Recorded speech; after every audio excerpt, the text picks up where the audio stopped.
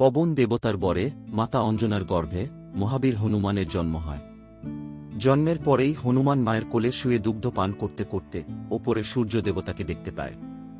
লাল টকটকে সূর্যকে দেখে হনুমান তাকে বড় রসালো ফল ভাবে। তাই তাকে খাবার জন্য তখন হনুমান এক লাফ দিয়ে লক্ষ যোজন দূরে সূর্যের কাছে পৌঁছে যায়। সেদিন ছিল সূর্যগ্রহণ, তাই সূর্যকে খাবার জন্য রাহু সেখানে এসেছিল। কিন্তু হনুমানকে দেখে রাহু ভয়ে সেখান থেকে পালিয়ে যায়। ইন্দ্রের কাছে গিয়ে রাহু সব কথা বললে ইন্দ্র দেবতা বজ্র হাতে ঐরাবতে চড়ে সেখানে এসে পৌঁছায়। সূর্যের কাছে হনুমানকে দেখে ইন্দ্র ভয় পেয়ে যায়। এদিকে বীর হনুমান সুসজ্জায় সজ্জিত ঐরাবত ও তার বড় মাথাকে দেখে খুব খুশি হয়। তাই পবনপুত্র সূর্যকে ছেড়ে ঐরাবতকে ধরার জন্য তার দিকে এগিয়ে যায়। ইন্দ্র তা দেখে ভীষণভাবে রেগে যায় এবং বিনা দোষে শিশু হনুমানের মাথায় বজ্র দিয়ে আঘাত করে। বজ্রের আঘাতে হনুমান মলয় পর্বতের উপর অজ্ঞান হয়ে পড়ে। তখন মা অঞ্জনা দৌড়ে এসে হনুমানকে কোলে তুলে নেয় এবং হা পুত্র বলে অঝরে কাঁদতে থাকে। ঠিক এই সময় পবন দেবতা সেখানে আসেন। অঞ্জনা দেবী পবন দেবতাকে বলেন, কোনো অধর্মে কোনো পাপে আমার পুত্রের আজ এই অবস্থা হল। অঞ্জনা দেবীর এমন প্রশ্নে পবন দেবতা লজ্জিত বোধ করেন। তার ওপর পুত্রের এমন অবস্থা দেখে তিনি বলেন, আমি জগতের সমস্ত প্রাণীর প্রাণ ধরি, আমার পুত্রের কে এমন অবস্থা করল? আজ আমি বিধাতার সমস্ত সৃষ্টিরই বিনাশ করব।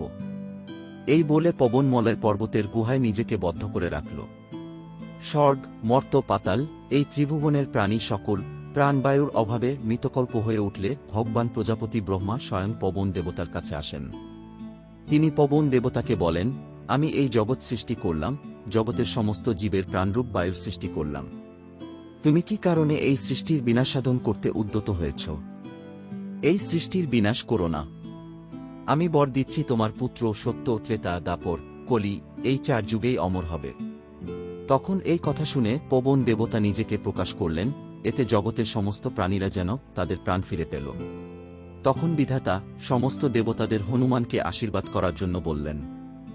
একে একে সমস্ত দেবতারাই এসে পবনপুত্র হনুমানকে বর প্রদান করে।